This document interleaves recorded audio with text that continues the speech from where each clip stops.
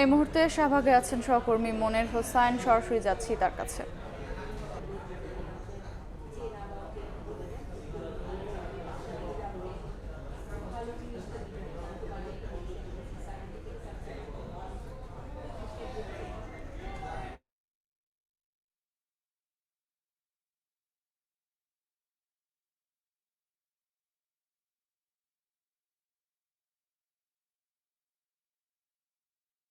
শিক্ষকরা শাহবাগে সকাল থেকেই মহাসমাবেশ পালন করছে এবং সকাল থেকে আমরা যেটি দেখেছি জাতীয় জাদুঘরের সামনের সড়কে তারা অবস্থান করছেন এবং যেই রোদ, এই রোদের মধ্যে তারা বসে আছেন। আমরা সেই সকাল থেকে আসলে যেটি দেখিয়েছি সেটি যে তারা যেটি বলছে যে তাদের প্রথম এই নিয়োগেরই প্রথম ধাপ এবং দ্বিতীয় ধাপে যারা আছে তারা যোগদান করেছে, কিন্তু তারা তৃতীয় ধাপে যারা আছেন তাদের যেই নিয়োগপত্র সেটি আসলে বাতিল করা হয়েছে। সেই প্রতিবাদেই তারা তাদের যেই দাবি, যে নিয়োগের দাবি, সেই দাবিটি প্রকাশ করছে। আমরা আসলে এখানে দেখেছি এর আগে ছাত্র ফেডারেশনের পক্ষ থেকে প্রতিনিধি এসেছেন এবং শিক্ষকদের এই আন্দোলনের সাথে তারা একাত্মতা প্রকাশ করেছেন এবং এই মুহূর্তে যুব সংহতির যে সমন্বয়ক জোনায়েদ সাকি এসেছেন এবং তিনিও আসলে এই শিক্ষক প্রতিনিধিদের সঙ্গে কথা বলছেন এবং তাদের যেই দাবির কথা, সেই দাবির কথাগুলো শুনছেন এবং কিছুক্ষণ পরেই তিনি গণমাধ্যমের সঙ্গে কথা বলবেন। তখন আসলে আমরা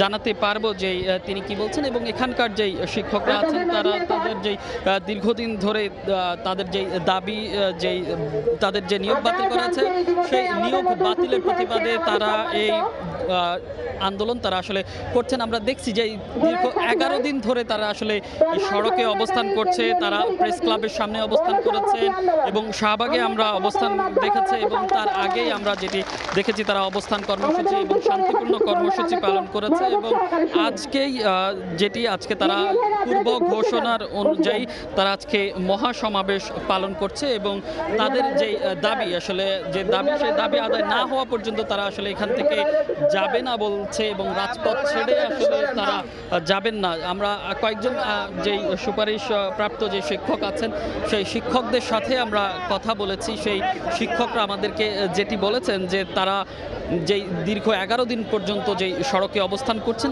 তো এই অবস্থান আসলে তাদের যে নিয়োগ পাওয়ার ব্যাপারে সেই নিয়োগ না নিয়ে আসলে তারা এই রাজপথ ছাড়বেন না এবং এই আন্দোলন তারা চালিয়ে যাবেন। তো শাহবাগ থেকে প্রাথমিকের যে সুপারিশপ্রাপ্ত শিক্ষক, সেই শিক্ষকদের আন্দোলনের এই ছিল আমার কাছে সবশেষ। সরাসরি যুক্ত ছিলাম শাহবাগে।